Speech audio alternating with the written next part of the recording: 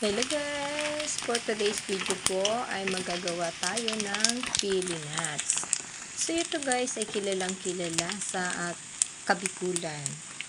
So medyo mahirap nga lang po siyang gawin at matrabaho pero napakasarap po.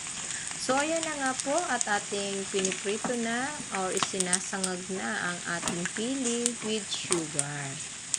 So, hahalu-haluin lang po natin ito para hindi po siya masunog. So, hindi ko na po pinakita sa inyo guys kung paano siya binalatan kasi hindi ko po siya nakunan dahil nagaano po ako nagbabalat ng pili. So, ayan na nga po guys at ating haluin ulit itong ating pili nuts. Yan guys.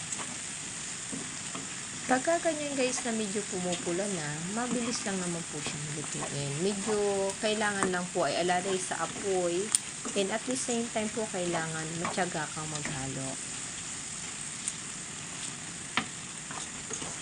So guys, sa mga hindi pa nga po pala guys nakapag-subscribe sa aking channel, please subscribe, like, and share para po lagi kayong updated sa aking mga video.